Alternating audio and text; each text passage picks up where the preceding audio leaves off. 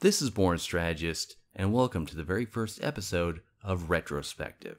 And this episode is specifically going to be about one particular game that I absolutely love. Mark it down your calendar because I don't say love too often, and that is Mass Effect 3. With that said, I did thoroughly enjoy Mass Effect 3, but not just because of its single-player campaign, which was awesome. You know, especially that Citadel DLC. Love that Citadel DLC. Then we'll find our own way in. Gear up and let's...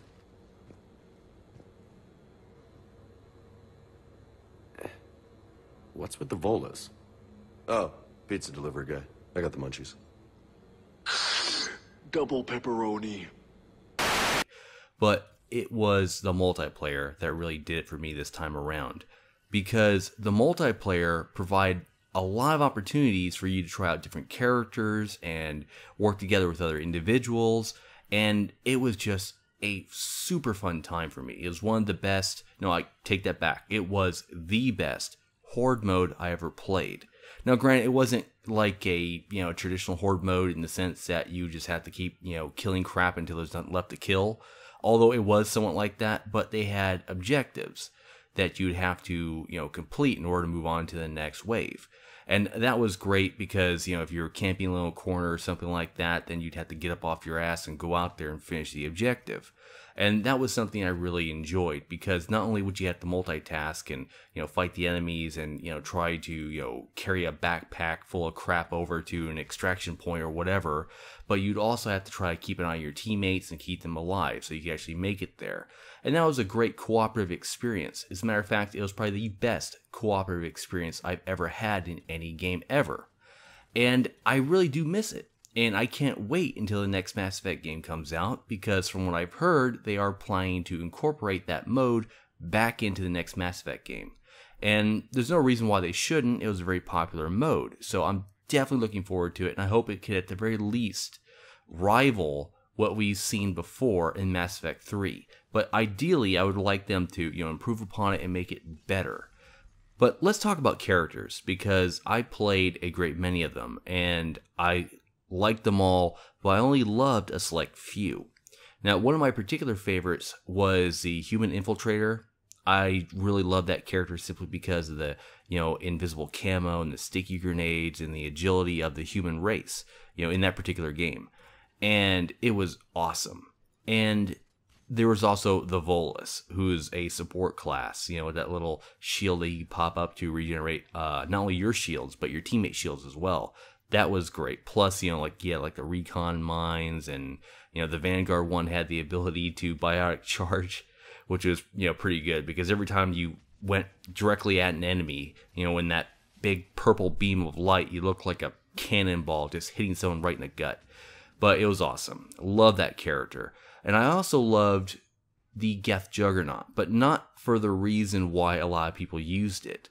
When people utilized the Geth Juggernaut, they kind of just said, hey, you know what? This is a big, giant tank character that could soak up a bunch of bullets, so I'm going to use him as such and just run around and, run around. You weren't running anywhere with the Geth Juggernaut. You were more like RoboCop speed than anything else. But you were able to, just kind of walk around slowly and just, pulverize anything that got close with your little melee, your fist of light. And that was something that was really cool, but that's not the way I necessarily played the character.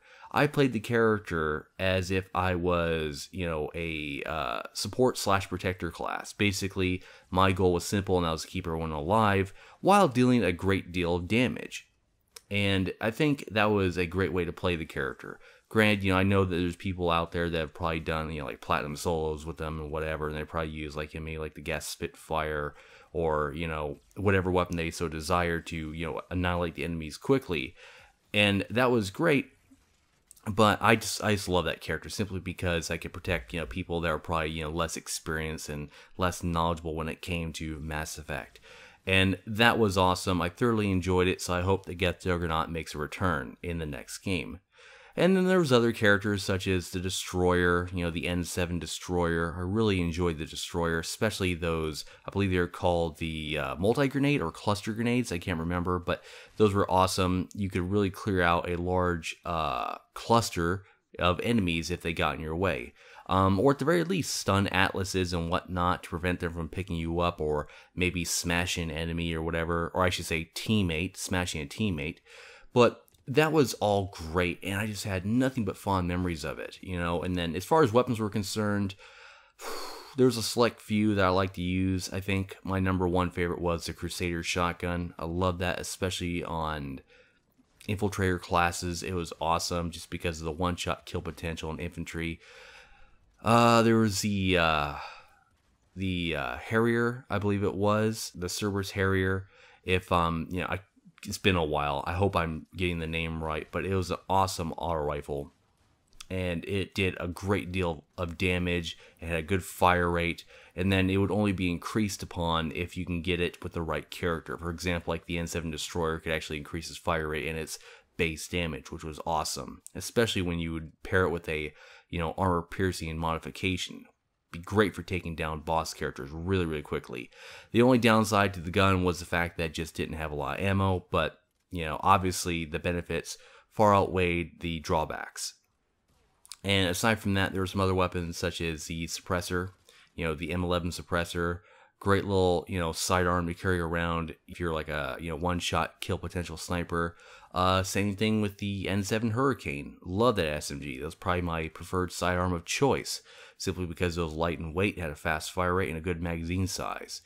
So that was a great sidearm to carry around, especially if you were a sniper. And then I'm trying to think. There was also the Piranha shotgun. I did enjoy that. That was really good for taking out enemies really, really quickly, especially boss characters once again. A couple other weapons come to mind, such as the Rieger carbine. Great gun. Great gun. Love that gun. That was definitely a favorite to use when I was running around with the Geth Juggernaut.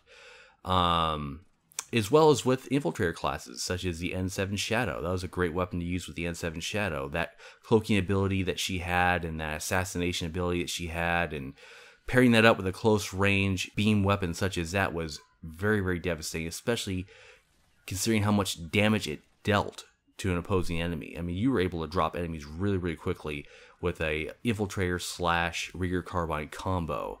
But aside from the characters and the weapons, I did enjoy the maps. My only gripe would be that we have more maps this time around, and I hope they would probably be a little bit bigger. Don't get me wrong, I want a good mix of medium-sized maps and large-sized maps, because you don't want to have just like one big map every time you play. You want to have some variety. Sometimes you want some close quarters combat, or sometimes you want some long-range combat. You just want a good mixture of both so that you don't get tired of one over the other too quickly.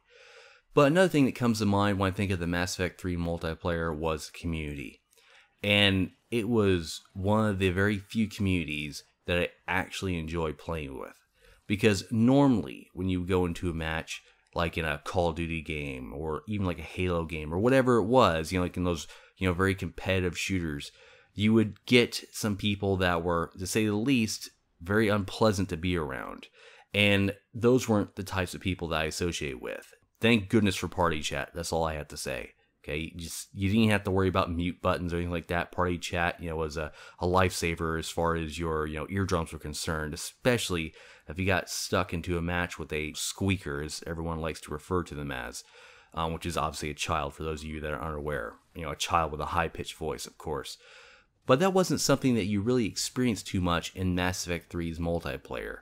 It just had a good community, and it was the one game that I saw female players being able to kind of come out and be themselves and not have to worry about, being quiet or muting other people in the party, because in games like Call of Duty and whatnot, people could be very asshole-ish, for lack of a better way of putting it. And it's just a very uncomfortable environment, especially if you're, a minority, or if you're, female. It's just very uncomfortable, and it's not something that a lot of people, myself included, would like to be around. With that said, what's your thoughts? What's your opinions of the Mass Effect 3 multiplayer, or the single-player campaign, or any Mass Effect game for that matter? Let me know below. And until next time, thanks for watching. And for more objective reviews, strategy guides, commentaries, and more, stay tuned to this channel.